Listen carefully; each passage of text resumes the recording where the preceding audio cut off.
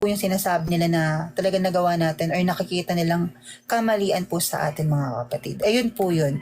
And doon naman po sa pangalawa na ano dito, na talagang yun nga po, no, nakikinig sa mga sinasabi. And dito nga rin po na umaano na karunungan daw po yun or matalino ang tao na nakikinig at marunong makinig at nagpapakumbaba nga daw po mga kapatid na nakikinig nga daw po sa sinasabi or sa yun nga daw po na sa advice nga daw po na sinasabi ng nagsasalita nga daw po sa kanya. Parang sa atin po, pag nirebuke tayo, tumatanggap po tayo ng pagtatama po sa ating mga nagagawang pagkakamali na talagang yun nga po is tinatanggap natin and ina-acknowledge po natin yung ating mga sarili. And dun po talaga pumapasok yung talagang karunungan mga kapatid na binabanggit nga po dito sa verse na ito na yun nga daw po no talagang humble. Kumbaga, humble yung mga ganitong tao na tumatanggap ng advice or pagre-rebuke lalong-lalo na po sa kanilang mga pagkakamali. And ang nag-revelation po sa akin dito sa verse na ito, ang mga taong puro kayabangan at pagmamataas ay kaguluhan at hindi pagkakanawaan ang laging dahil sa kanyang pagiging mayabang, which is pride. Ayun po yun, mga kapatid, na nabanggit ko nga po kanina. Amen po. The fear of the Lord is the beginning of wisdom. Amen po. So, yun nga po, no, talagang, ano nga po, na kayabangan nga po at pagmamataas ay kaguluhan ang kahihinat ng mga kapatid. Kaya po, pagkaingatan po natin yung mga sarili natin dahil nga po, na huwag tayong malamon ng pride sa atin, lalo na po yung mga puso natin. And yun nga po, talagang i-check natin yung mga sarili natin. Baka ganito na po yung nangyayari sa atin, hindi na po tayo tumatanggap ng rebuking. And yun nga po, righteous na yung tingin natin sa ating mga sarili. At nagmamataas sa tayo mga kapatid. And yun nga po, dito naman po sa isa, ang naging revelation naman po sa akin dito, ngunit ang taong marunong makinig at nagpapakumbaba ay siyang puno ng karunungan at lalong pinupuspos ng karunungan. Yun nga daw po no mga kapatid, ito nga po yung mga marunong na yung mga taong nagpapakumbaba at nakikinig nga po sa rebuking. Na siya pong talagang, yun nga po, pinupuspos palalo ng karunungan at pinupuspos palalo ng katalinuhan ng Panginoon, hindi po sa makamundong mga bagay, kundi alam niyo po yun, sa spiritual. At mas lalo pa pong binibigyan ng growth ng Panginoon na talagang mas lumago pa po lalo na po yung kanyang pananampalataya mga kapatid. Talagang, alam niyo po yun, no? Mas gustuhin na lang po natin na magpakumbaba, maging humble, laging, alam niyo po yun, lagi nasa baba na lang kaysa nasa taas. Kasi, di naman po tayo dito magkakaiba. Pantay-pantay lamang po tayo dito. Wala po ditong mataas, wala po ditong mababa. We are same. And alam niyo po yun, para po tayong sukulay na pantay-pantay, na wala pong mataas, walang nakabaliktad, walang ganito, walang mababa. Pantay-pantay lamang. And yung pundasyon po ng ating and iisa lamang din po yung pundasyon natin, which is ang ating Panginoong Hesukristo mga kapatid. Kaya po, wala po talagang dapat na itataas dito, kundi siya lamang po mga kapatid. And amen po ate. Sa mata ng Diyos ay pantay-pantay lang ang tingin niya sa atin. Amen po. Talagang pantay-pantay lamang po talaga yung tingin sa atin ng ating Panginoon mga kapatid. Kasi nga po, siya lamang po yung lahat na nagpupuspos sa atin, kung ano man po yung mga meron sa atin ngayon, kung mga karunungan man, kung mga kaalaman man sa kanyang salita, hindi po sa atin yun nanggaling mga kapatid, yun po yung lagi nating tatandaan. Lahat-lahat po ng ito, katulad na lamang din po sa akin, hindi po galing sa akin ito mga kapatid.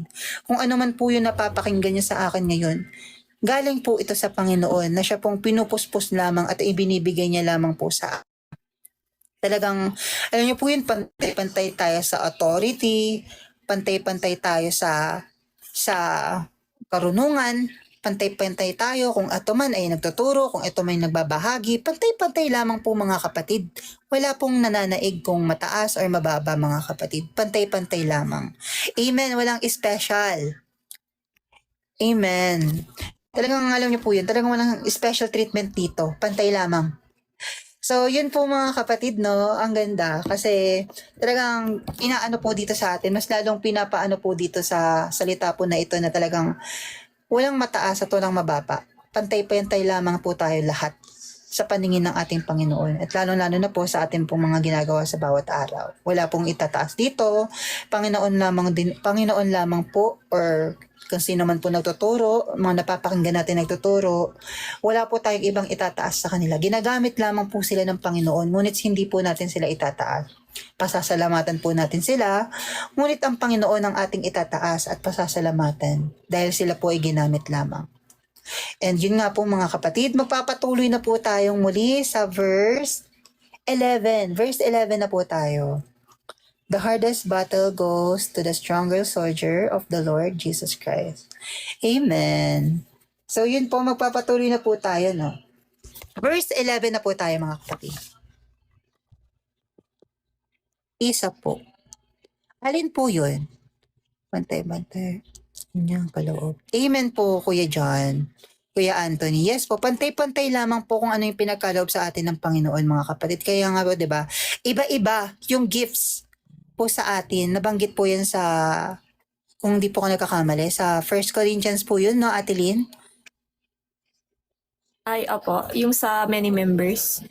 Opo. But one body, Amen. yes Yung po. iba't iba po tayo yung talagang pinagkaloob po sa atin ng Panginoon, mga kapatid. So, yun po, magpapatuloy na po tayong muli sa atin pong pagbabasa. Dito na po tayo sa verse 11 na po tayo, ate, no? Yes po. Amen. So, verse 11 na po tayo. Wealth gained hastily will dwindle, but whoever gathers little by little will increase it. Verse 11. Ang kayamanang nakuha sa pandaraya ay madaling nawawala. Ngunit ang kayamanang pinaghirapan ay pinagpapala. Amen. So, yun nga daw po, no, kung iaano po natin ito sa atin ngayon, na yung nga daw po, yung mga kayamanan po na mabilis natin nakukuha or nakukuha po natin sa mga pandaraya or kasinungalingan, is madali lamang pong nawawala. Talagang grabe po, no, na kung sa atin po na talagang hindi po natin pinagsikapan yung kayamanan po na meron tayo ngayon and nanggaling lamang po siya sa mga pandaraya or talagang mabilisang mga, alam niyo po yun, easy money. Pero kasalanan or kasamaan po yung ginawa, 'di ba? Yan, mga yan, yung mga sugal, ganyan po. Yung talaga nakukuha sa kasamaan. Hindi po talaga siya yung talagang pinagpawisan, yung talagang pinaghirapan. And yun nga po, no, talagang mabilis siyang nauubos. Kung waga pag winaldas natin, ang bilis niya nauubos, na parang kahit ang dami-dami mong pera, maya-maya lang, ubos na agad. 'Di ba? Hindi din magtatagal yung ganyan po, brother. Amen. Talagang hindi talaga siya magtatagal sa atin. Kahit sabihin mo pang milyones yung pera mo ngayon, pero kung nakuha mo naman yun sa kasalanan, sa kasamaan, and kasinungalingan, wala rin pong mangyayari. Mabilis lang rin po siyang mawawala. Nonsense lamang din po siya. Kahit sabihin mo pang nabili mo yung gusto mo, pero alam niyo po yun, walang contentment and wala po talaga kayong kasiyahan na mararamdaman dyan. Ang tunay na kayamanan ay mula sa Diyos at hinding-hindi magmumula sa kasakanan. Amen po, amen, Sister Lee. Amen po, no? Talagang ano yun po natin, pagsumikapan po natin talaga na pagpaguran natin kung ano man po yung mga bagay po na talagang ano po natin, di ba? Yung mga kayamanan na talagang hinahangad natin, talagang pagsumikapan po natin mga kapatid. Kasi kung mabilis nga lang po itong nawawala, kung talaga pong inaano po natin siya, nakukuha po natin siya sa kasamaan lamang. Ayun nga po, di ba? Dito na rin po pumapasok yung greediness, mga kapatid. Na alam niyo po yun, na parang hindi na po tayo nakokontento sa hindi natin sa pagiging uncontentment po natin. Ito na po yung nangyayari. Nagkakaroon na po tayo na tayo ng mga bagay na hindi na tama. Gumagawa na po tayo ng mga kasakaman, kayamanan sa langit ang dapat pinupundar. hindi kayamanan sa lupa. Amen po. Talagang, ayun nga po, no? Talagang, grabe po na talagang hindi po natin magtatagal sa atin kung ano man po yung mga bagay na nakuha po natin sa kasamaan or sa kasinungalingan. Talagang mabilis lamang po siya mag-fade. And yung naging revelation po sa akin dyan ng Panginoon na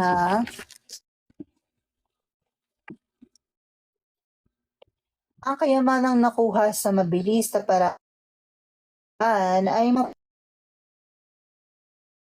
mapupunta lang sa mga bagay na hindi naman napapak at walang kabuluhan. Kaya't ito ay mabilis mauuot. Kaya ano po natin ito sa spiritual ngayon na kung ano nga po ito, no, na mas nililikom po natin yung kayamanan dito sa mundo kesa po sa kayamanan doon sa langit. Sinabi yun po yun sa Matthew na lay up treasures in heaven. Mas anuhin po natin yung kayamanan sa langit na siya pong magbibigay po sa atin ng buhay na walang hanggan kesa po yung mga kayamanan po dito sa lupa na nagbibigay pa po sa atin ng kasamaan, kasakiman po, lalo na po magdudulot pa po sa atin ng spiritual death, greediness, mga kapatid. And doon naman po sa pangalawa na ang kayamanan po na pinaghihirapan ay siya pong mas lalong, alam mo po yun, mas lalong i-bless or mas lalong bibigyan ng, mas lalong pupuspusin ng, alam niyo po yun, kayamanan. Kasi nga po pinaghihirapan niya, yung kayamanan niya, talagang pong, ano niyo po yun, dugot pawis po talaga. Talagang kayamanan po na, alam niyo po yun, talagang sa mabuting bagay niya nakuha lahat. Talagang kung may kagustuhan siya, talagang pinaghihirapan niya. Talagang inaano niya po talaga na yung mga bagay po, yung mga kayamanan po na meron siya ngayon, na talagang, alam niyo po yun, talagang, ano po siya, pinuspos po talaga siya ng blessings. Kasi nga po, nakikita po sa kanya na pinaghihirapan po yung kayamanan na mga nakukuha niya. Amen po. Kung anong will ni Lord, yun ang sundin. Huwag nang magpayaman pa. Amen. Talagang yun nga po, no? Talagang doon na po talaga tayo sumunod sa will ng Panginoon kasi pupuspusin niya naman po yung mga pangangailangan natin, mga kapatid. And i-share ko lang rin po na yun nga po, no? Wala po akong work pero grabe po yung provision ni Lord na talagang binibless niya yung family ko. Binibless niya yung mga pangangailangan namin sa bawat araw na kahit hindi po napapansin ng family ko yun. And talagang grabe po yung provision ni Lord doon, mga kapatid. Talagang bugsh, talagang out of nowhere, magbabagsak siya. Kaya po, lumakad po tayo ng tuwid and talagang aayon po sa ating Panginoon, Hesukristo, na talaga pong, alam niyo po yun, talagang doon po natin mas nilalay up yung ating mga treasures on heaven. Praise God. Talaga pong grabe si Lord. Talagang praise God. Kasi yun nga po, no? Talagang mas paghirapan natin na mag-lay up ng amen nanay, God will provide, na mas paghirapan nga po natin, no, na talagang mas yumaman tayo spiritual and mas yumaman po tayo sa Panginoon, hindi po sa mundo.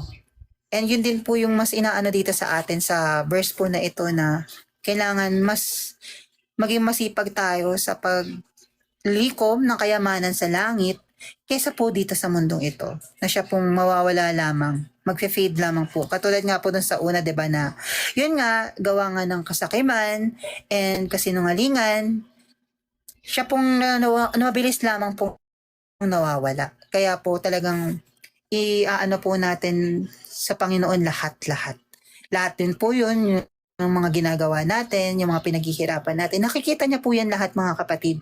Ang gusto lamang rin po ng Panginoon sa atin ngayon, lalo po lumalakad po tayo sa Kanya, is surrendering and trust on Him. Talagang ipagkatiwala po natin sa Kanya. And alam niyo po yun, huwag po tayong mag-ano sa sarili nating kakayanan lamang. Kundi tayo po ay mag-abide na sa Kanya. And sa Kanya na po ipagkatiwala lahat. Tayo po ay mamuhay lamang, sundin lamang kung ano po yung will niya, yung kagustuhan niya po sa atin, mga kapatid.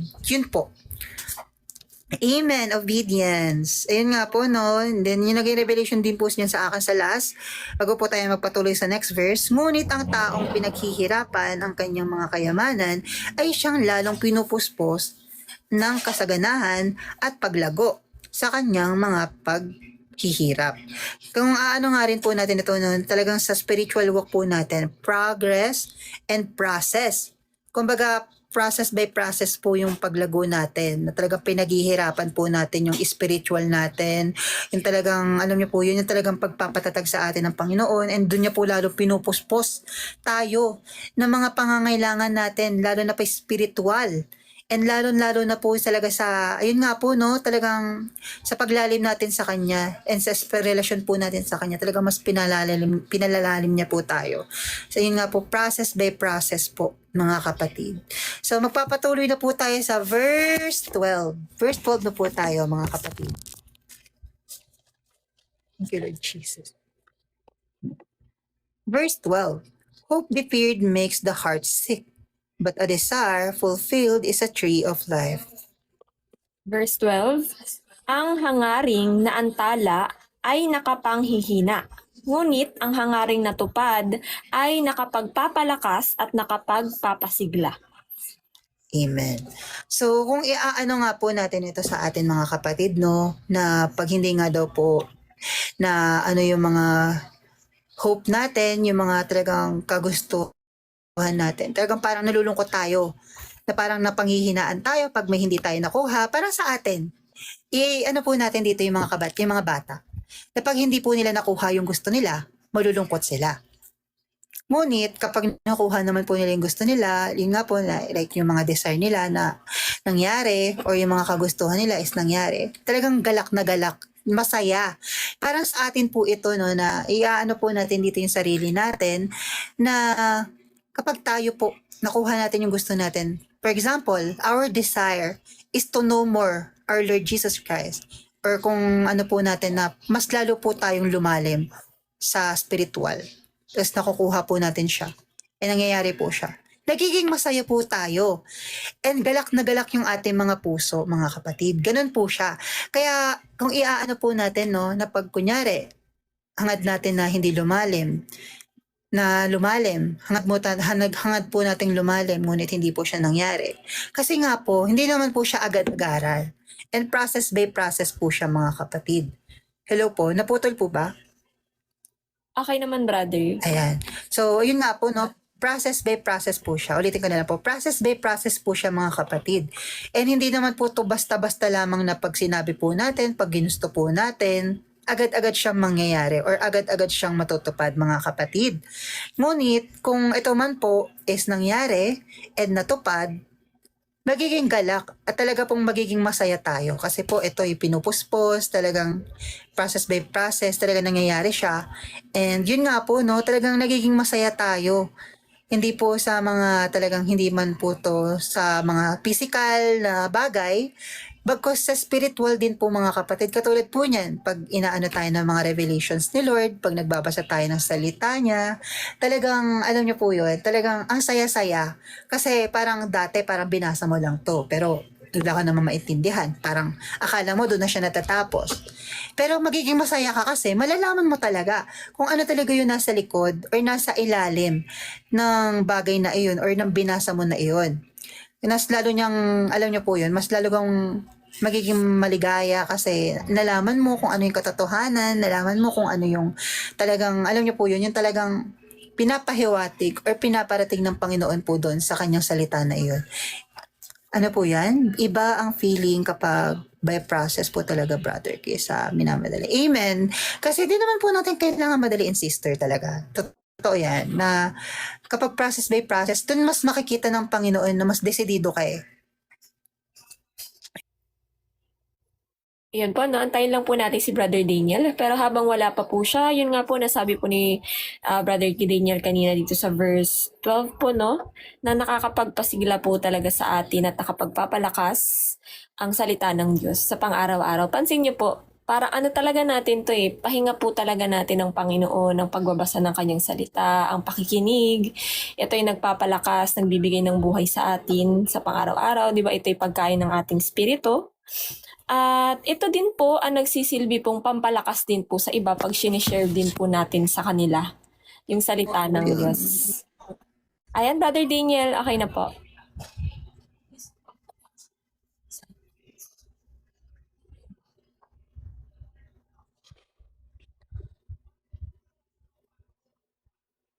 Okay na, Brother Daniel, ang inyong signal. Yes, nag-ano lang ako konti, nagdagdag lang ako dun Ayan, sa okay voice na po. ko. Salamat. Praise God. Praise God. So, yun po mga kapatid, no, na talagang pag nakuha po natin yung desire natin mga kapatid. Patuloy po natin ha, ISD po muna itong aking babasahin. Verse 13 na po tayo. Pagpatuloy po natin yung topic ni Brother Daniel habang hindi pa po yung ayos yung kanyang signal. Verse 13, nasa Proverbs or Kawikaan po tayo, chapter 13, verse 13. Ang taong tumatanggi sa turo at utos sa kanya ay mapapahamak. Ngunit ang sumusunod dito ay gagantimpalaan. Amen. Di ba po, dito po sa dito rin po yan sa Kawikaan na ang sabi po doon, no, fear is the beginning of wisdom but fools despise wisdom and instruction. So ang mga mangmang daw po na tao ay ayaw magpatama, ayaw sumunod, ayaw tumanggap ng instruction, ng pagtatama sa kanilang buhay, which is kapahamakan po ang dala. 'Di ba? Ayan po, tumatanggi sila sa turo kasi ang meron sa kanila ay yung katuruan ng mundo na nakapagpapatigas ng kanilang mga puso. Kaya hindi po nila matanggap yung katuruan na tama na galing po sa Diyos, sa ating Panginoong Jesucristo, sa kanyang salita. So, ang sabi po dito, no, ngunit ang sumusunod dito ay gagantimpalaan. Amen. Ayan po ang sabi ng Panginoon, mapanghahawakan po natin ang pangako ng Panginoon, yung promise niya po sa atin na kapag tayo ay lumalakad sa righteousness, sa katuwiran, sa kalooban ng ating Panginoon, ay tayo'y magagantimpalaan. Doon pa nga lang po na mas makasama natin ang Panginoong Jesucristo. Magpasawalang hanggan sa kanyang pagbabalik ay gantimpala na po. Gantimpala na po. Bonus na lamang po yung mga matatanggap pa natin na napakarami pang nakaabang na hinanda ng ating Panginoong Diyos sa atin na sumusunod sa kanyang katuwiran, sa kanyang righteousness hanggang sa kanyang pagbabalik. Pagpatuloy po natin, verse 14, ang mga turo ng taong matalino ay bukal ng buhay. Ilalayo ang tao sa bitag ng kamatayan. Amen. So sabi po dito, no, ang turo ng isang taong matalino or wise. Yan po ang gusto ng Panginoon. Kaya nga po itong Proverbs or Kawikaan, 'di ba, na tawag dito sinulat po ni Solomon, ginamit po siya ng Panginoon upang malaman po natin itong mga bagay-bagay na ito na makapagtama ng ating pamumuhay, makatulong po sa ating pang-araw-araw. Na gagawin po natin ito, 'di ba? Ito'y pagpapayo ng isang taong marunong. Ito po'y king. Si King Solomon, di ba? Siya'y pinuspos ng karunungan ng talagang puspos ng karunungan ng Diyos. Na ito nga po, sabi po, turo ng taong matalino ay bukal ng buhay. Kasi nga po, kapag ikay sumusunod sa taong marunong, lalo't higit ang kanyang karunungan ay nanggaling sa Diyos, mapagkakatiwalaan niyo po yan. Ngunit sa kabaliktaran naman po, ang sabi ng Panginoon, wag na wag kang makikinig doon sa taong nakikita mo ang pamumuhay ay hindi naaayon sa kalooban ng Diyos. Iba yung fruit niya, wag mo siyang papakinggan. Kasi ganun din ang madadatnan o maidudulot sa buhay mo kung ano yung nangyayari sa buhay niya. Diba? Kasi yun yung pinapaniwalaan niya sa buhay niya. Sabi dun, huwag kang makikinig, huwag kang makikisama dyan sa mga gumagawa ng masama o hindi nakaayon, nakadisalign sa will ng Panginoon, ni huwag kang makikinig. Diba? Dun sa kanilang mga sinasabi. Ang papakinggan mo ay yung nakikita mo ang kanyang pamumuhay ay tama doon sa salita ng Diyos. Diba? Discern every spirit po. Kung yan ba ay galing sa Diyos. Yan, nagtuturo na yan. Kasi gift, di ba po, yung gift, pwede po magkaroon ng gift eh. Ang lahat po talaga. Even wala pa po sa Panginoon, pwede yang magkaroon ng gift. Pero malalaman mo kung galing yan sa Diyos dun sa kanyang pamumuhay. Kung hindi yan nagpiplis ng tao, talagang naghahatid lang ng katotohanan, siya'y nagsisilbing salt and light in a world full of lies, in a world full of darkness ni Satan, di po ba? So yan po yan mga kapatid, no, ilalayo tayo, 'di ba, sa bitag ng kamatayan sa mga payo ng isang taong marunong yung karunungan ng galing puspos, galing sa Diyos. Verse 15 po tayo mga kapatid, ang taong may mabuting pangunawa ay iginagalang.